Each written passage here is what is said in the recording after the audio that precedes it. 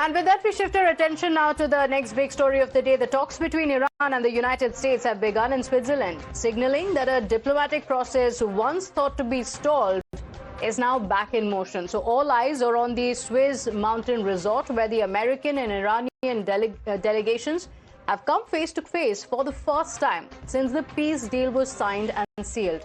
The dialogue marks the beginning of a critical 60-day implementation phase, during which both sides will attempt to translate the agreement into concrete action. But the road ahead is far from straightforward, because even as the negotiators sit across the table, tensions continue to simmer. The US Vice President J.D. Vance has now joined the Switzerland negotiations, injecting fresh momentum into the diplomatic push. Striking an upbeat tone, Vance said that President Trump had directed the American delegation to help open a new chapter in ties, and indicated that meaningful progress had already been achieved in the recent hours. While cautioning that a single day of talks would not be enough to settle every outstanding issue, the Vice President said that the U.S. team was encouraged by the direction of discussions and optimistic about the path ahead. What today really represents is the beginning of a technical negotiation that's not going to solve every disagreement, but it's going to allow us to sit together as teams for the first time really in history to figure out what matters most to the respective parties, to settle those issues, to solve those issues, and get to a better tomorrow. The reason why the political leadership of the respective countries is here is because we wanted to, first of all, set up the structure for these technical negotiations, and second of all, make sure that our teams have our full support and know they can always call on us to break through any barriers. What the President has asked us to do is turn over a new leaf, to transform our relationship with the people of Iran, and to extend an outstretched hand that says to the people of Iran that if your leadership is willing to give up being a driver of regional instability, if they are willing to give up nuclear weapons ambitions for the long term, then the United States is willing to fundamentally transform our relationship with that country. That is certainly our goal. We've already made great progress over just the last few hours, and I expect that we'll make additional progress in the hours to come. It is the President's leadership and the President's willingness to see a Middle East that is much different 10 years from now than it was 10 years ago. And what we're trying to accomplish here is something very simple.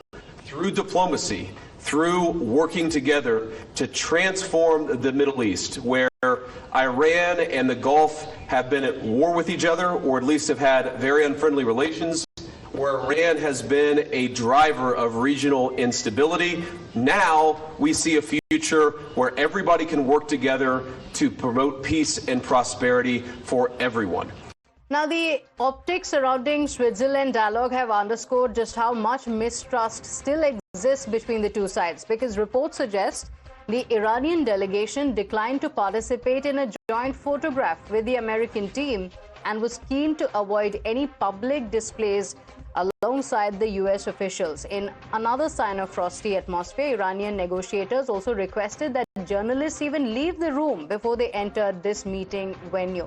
But let's get you more breaking updates now coming in. The Iranian media has now reported that the first round of Iran-US talks have concluded in Switzerland. The second round of talks are expected to begin shortly. That's the update that is coming in.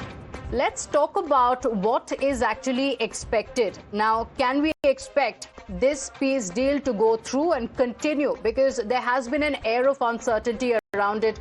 To begin with, there has been two contrasting versions on the Strait of Hormuz. While Iran says it's closed, the U.S. maintains that it remains open. Joining us on the broadcast are experts on the panel, Sierra Claire, foreign policy analyst. We also have Lieutenant Colonel Avital Lebovich, ex-IDF spokesperson, as well as Syed Emanian, co-founder of the GPTT. Thank you so much for joining us. I want to begin with Mr. Syed Emanian. I hope I got your name right, but what do you make of the discussions so far that have taken place? Because clearly there is a level of distrust from both sides. You have the US president who still continues to threaten Iran openly, publicly on social media. On the other hand, Iran has also been very, very cautious in dealing with the United States. Yeah, the reality that we are facing with is that a very deep level of mistrust and distrust because of the very bad experiences that we have had in last year.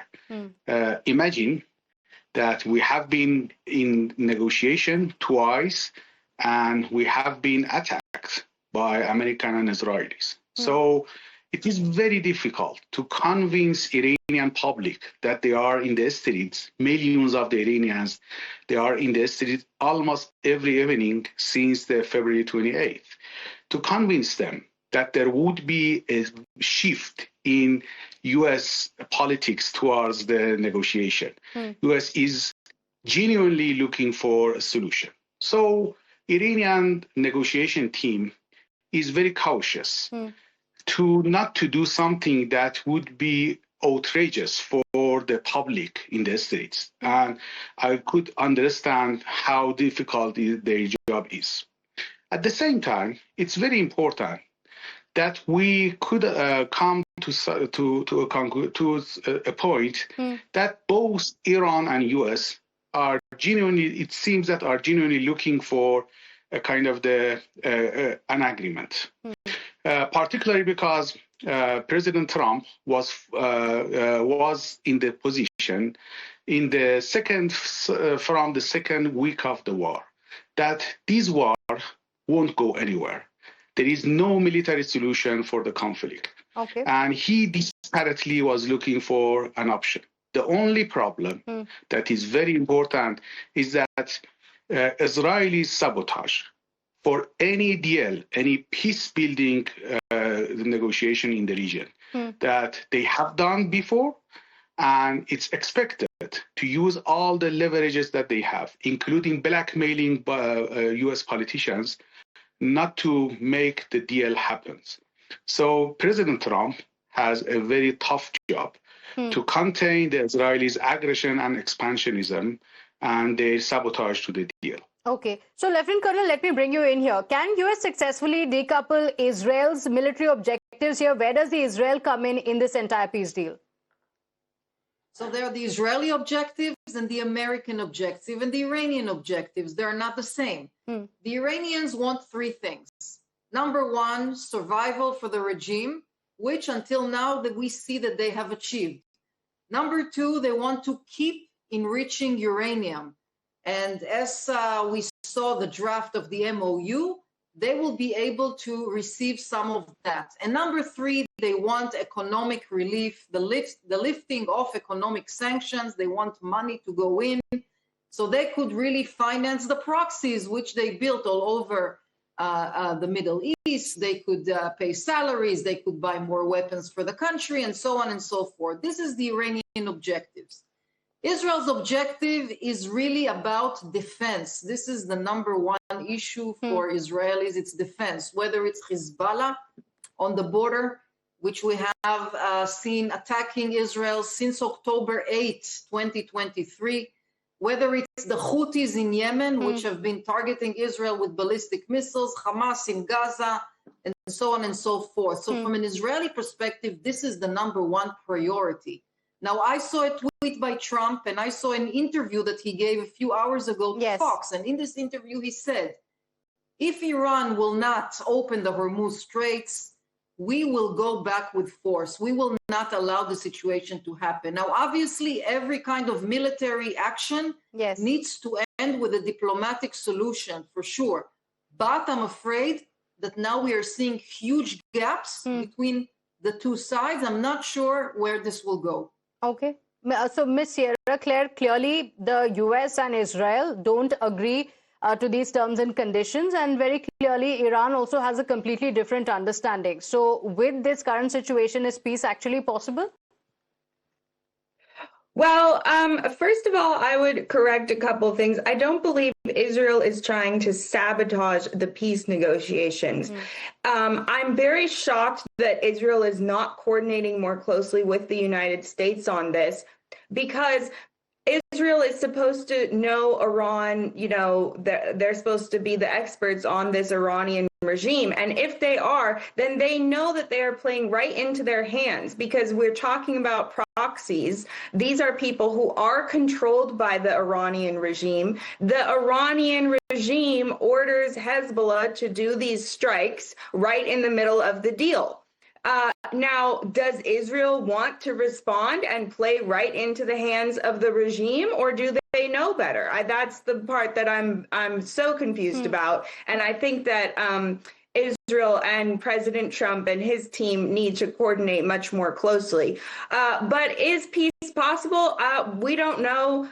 J.D. Vance, from the comments, that he said this morning, and you just played them, he's obviously trying to be very positive. He's obviously trying to, give this its best shot. President Trump also downplayed the Iranians' statement about closing the strait. Yes. Yesterday, he said, they made all of these statements, and President Trump said, oh, they don't mean it. We're just going to go forward anyway. So you're seeing the U.S. side do everything that they can in order to shepherd this process forward, not derail this process, again, not play into the Iranians' hands. The Iranians, and we don't know who these people are in their government because they have a lot of splits in their government. But the Iranians said, oh, we're closing the strait. President Trump could have taken offense to that. Yes. He could have done like Israel is doing and gone, off and started throwing military action, but he didn't. So Israel needs to get on the same page of that as well.